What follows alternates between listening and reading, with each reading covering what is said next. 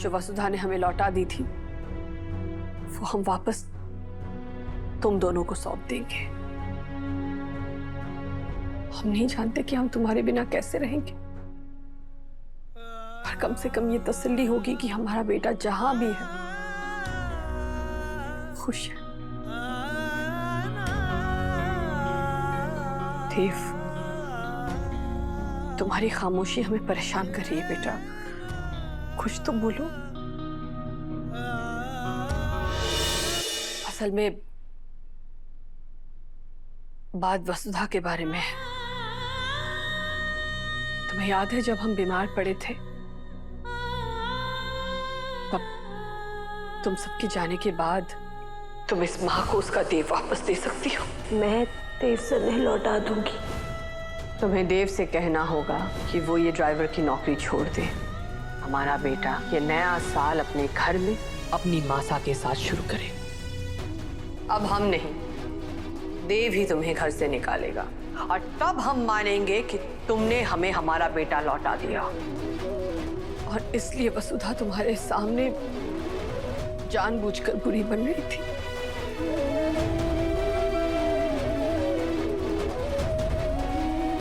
देव, हम वसुधा को अपनी बहू नहीं मानते, लेकिन एक औरत होने के नाते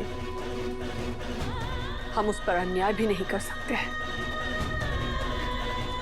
बस यही सच कहने के लिए आए थे हम यहाँ। हो सके तो अपनी मासा को माफ कर देना। हम जानते हैं कि तुम हमें भगवान मानते हो, पर है तो हम एक इंसान ही ना बेटे, और गलतियां तो इंसानों से ही होती है। इसके लिए तुम हमें जो सजा देना चाहो हमें मंजूर है। बेटा, तुम और वसुधा यहां से दूर जाकर अपनी एक नई जिंदगी बसाओ। तुम्हारे हिस्से की प्रॉपर्टी जो वसुधा ने हमें लौटा दी थी वो हम वापस तुम दोनों को सौंप देंगे। हम नहीं जानते कि हम तुम्हारे बिना कैसे रहेंगे, पर कम से कम ये तसल्ली होगी कि हमारा बेटा जहां भी है खुश है।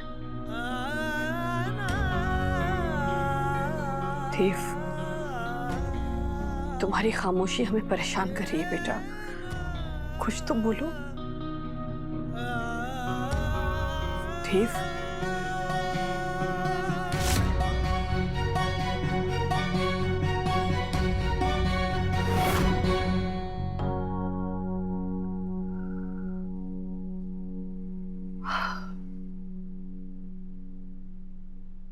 बड़ी हिम्मत जुटाकर हम तुमसे सारा सच कह पाए थे, लेकिन तुमने तो कुछ सुना ही नहीं।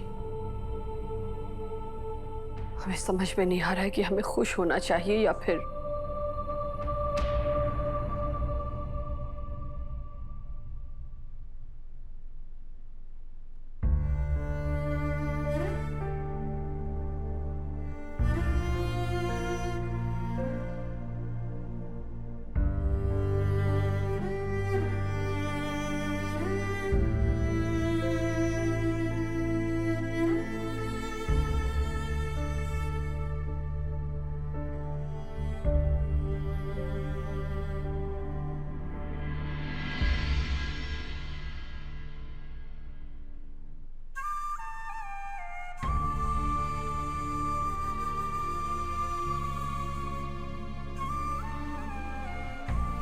मैं जानता हूं मास,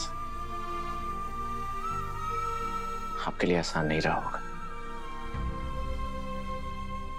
अपने बेटे की खुशी के लिए अपनी छवि की भी परवाह नहीं की। ये भी नहीं सोचा कि शायद मैं आपसे हमेशा के लिए रूठ जाऊं। इसीलिए तो आप मेरी मासा हैं।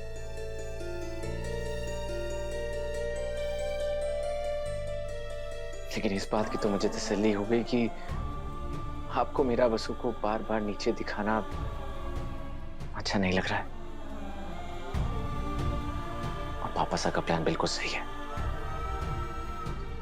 आज नहीं तो कल आपको एहसास हो ही जाएगा कि आपने वसु को कब का अपना लिया था।